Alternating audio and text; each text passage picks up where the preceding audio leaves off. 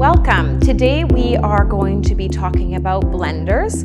The two blenders we're going to focus on today are your traditional stand-up blender as well as the immersion blender. So let's start with our stand-up. The stand-up blender usually has a base like so. This is an electronic, meaning that it does not go into your sink. To clean it, you would just take a wet, damp cloth and wipe around to get off any excess food. Again, anything that has a cord should not be going near or in a sink. Next, we have the jar. So this is where the product would end up going.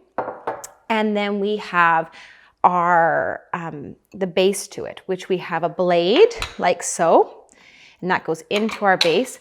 And this is the most important piece. It's called the gasket, and it's a rubber seal that goes between your jar and the blade.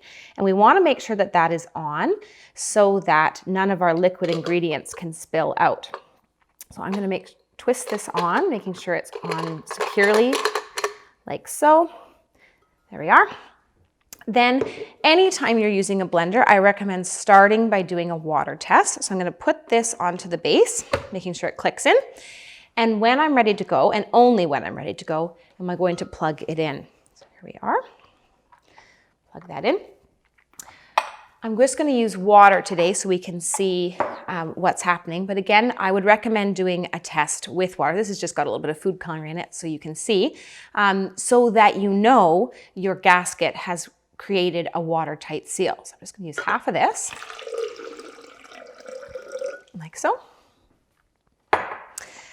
Putting the lid on the correct way. Now you might have a different kind of blender that doesn't have these various pieces at the bottom. A lot of the newer blenders, like a Vitamix, is just one connected piece, which negates the need to check to see if there's a water seal. But I do recommend playing around with some water in here, in your jar, so that you can see how your different settings, depending on your blender, react. So for example, this one has 10 settings. It has a high setting with grate, blend, grind, liquefy, crush, ice, and then it also has 5 low settings at the bottom. So I'm going to start with low, and let's go to chop and see what that looks like.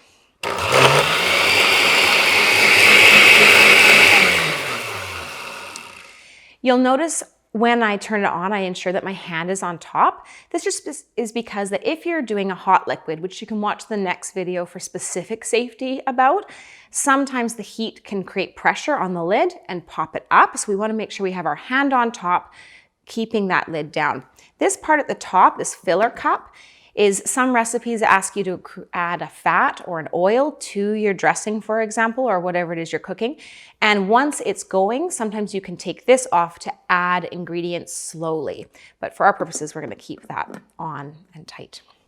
So let's try a higher setting.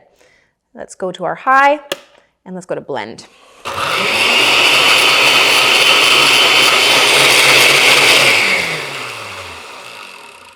And you'll notice that as we agitate the product at a higher level, the level will go up within the blender. So you just want to make sure that when you're putting product into the jar, that you don't overfill it. Usually halfway is probably sufficient because you need to leave space for the ingredients to move.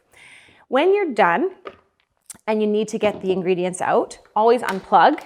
And if you need to scrape out, like say for a soup or a dressing or whatnot, always do that when the jar is, and the blade specifically, are off the base. We don't want to stick any utensil into the jar when it's being agitated or when it's plugged in and could accidentally turn on.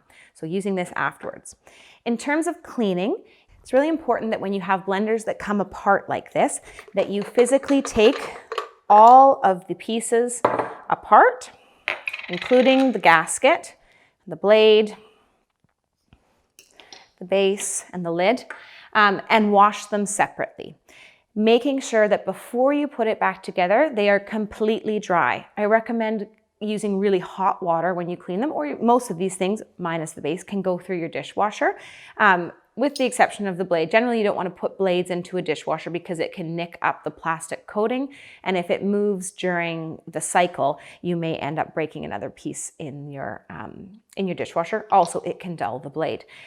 So washing them in the hottest water possible and then leaving them to air dry until they are completely dry before you put them back together. This will stop them from sticking together, because if they go away wet, they kind of form a bond, and it'll also stop any kind of growth of mildew or mold.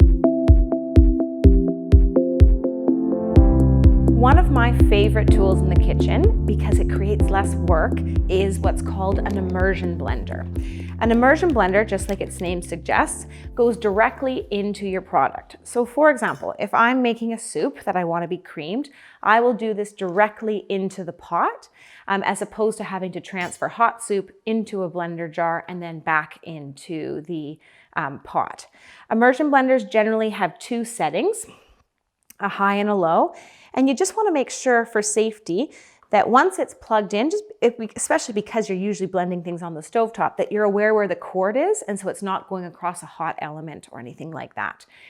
Other things you want to ensure are that it is standing upright. So you don't want it on an angle like so, otherwise you may splatter or spray. And with this jar, which is specifically designed for this, I want to make sure that all of the blade is under the liquid. You'll notice that there's some air openings here. If those are above the liquid level, again, you'll get the spray and the splatter, which if you're blending something hot could be quite dangerous. So then you just put it in, holding it upright. You'll also notice that because the agitator is coming from the top, not the bottom, your water level doesn't rise as much as a traditional blender with the blade on the bottom. With these, again, when you're done, make sure you unplug. Also, they come in two pieces. So you're going to want to detach the bottom, and this part can be washed in the sink. You don't want to put this into your dishwasher just because it has some pieces there that can get too much water in them. And then this top piece does not go into your sink because, like all electronics, it is not to be put in your water. So this can get wiped down and put away, and then this can get connected back to it and put away. The next video that I have in the course specifically talks about hot soup in blenders. So I recommend if you're planning to blend your soup in the upcoming lesson, please make sure you watch that, because hot liquids change what the liquid does or what the product does within the jar. Best of luck with your blender. Have a great time, and I can't wait to see what you come up with.